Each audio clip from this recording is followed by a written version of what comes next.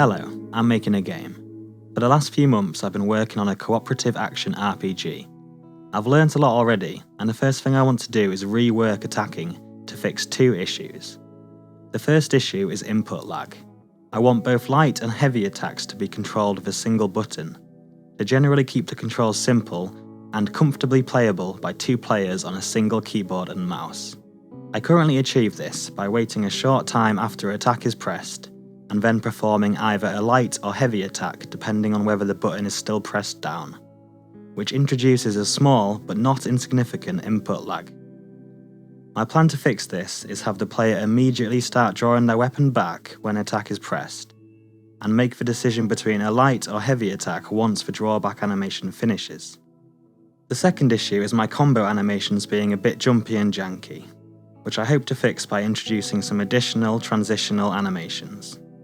I've planned out what new animations I need, 14 for each direction, so I think it's best if I get cracking and show you how it works in practice. I've made the animations for one direction, and set up the animation tree so I can show you how it works. From idle, the player draws their sword back as soon as attack is pressed. Once this animation is finished, if attack has been released, the player will perform a light strike, whereas if it is still held, they will draw their sword back further and then perform a heavy strike. The new transitional animations mean that the animation is smooth no matter how long or short the combo is. Before spending the time animating the other directions, I'll implement this new attack system in the player's code, so I can check how it feels in-game. I think it's feeling pretty good.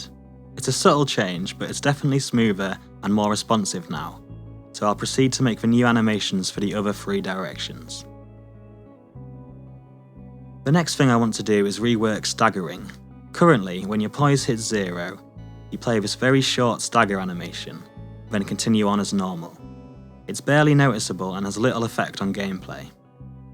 My plan is to have the player stagger whenever hit by an attack with strength higher than their defense, to serve as an action interrupt, making higher level enemies more punishing to fight, and have the player get knocked to the ground when they run out of poise, leaving them vulnerable to follow-up attacks. After a short while composing themselves on the floor, the player will get back up, and while I'm at it, I'll also utilise the knockdown animations for a death animation, to stop characters simply not existing upon death. Let me show you in-game. If I set the frog's strength to be lower than the axolotl's defense, damage is taken as normal. If I make the strength higher, the axolotl will be staggered, which will interrupt actions such as an attack. When poise is depleted, they will get knocked to the floor, and upon death, they won't get back up. With attacking and staggering out of the way, rolling and blocking are next up to get a lick of paint. They have the same input delay issue as attacking, as they are both triggered by the same button. However, I cannot fix this in the same way as before, as the roll and block animations do not start in the same way as each other. The best solution I could think of was to make the decision between a roll and a block based on whether or not the player is pressing a directional button. So if the player is still and presses the button, they will block, and if they are moving, they will roll in the same direction. It's not perfect, but it's the best I can come up with for the two-button combat I want for two players sharing the same keyboard and mouse. For single player or controller users, I'll separate roll and block into two separate buttons further down the line. Blocking and parrying also need some extra animations.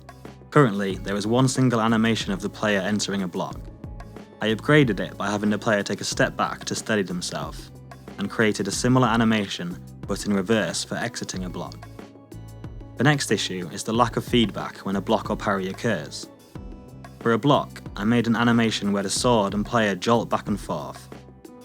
For a parry, the defending player now swings their sword behind them, and the attacking player recoils back to idle instead of finishing the attack animation. While I was making the parry animation, I thought it would be fun to allow the player to combo the parry into a counter attack. The timing on this is pretty tight, but I think it feels pretty satisfying. Unfortunately, I set up my enemy script very poorly, by duplicating and modifying the player script, so all these improvements I made did not carry over to the enemy. So I spent some time making a humanoid class, which contains all the shared methods between the player and enemy.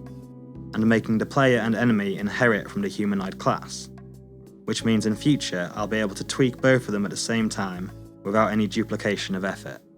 After spending so long improving what I already had, I was keen to quickly add something new, so I drew 2 new heads for the enemies, to make the enemies of different difficulties more distinguishable, and got them added to the game.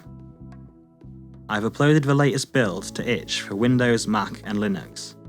If anyone wants to give it a go and let me know what they think, I'd really appreciate it.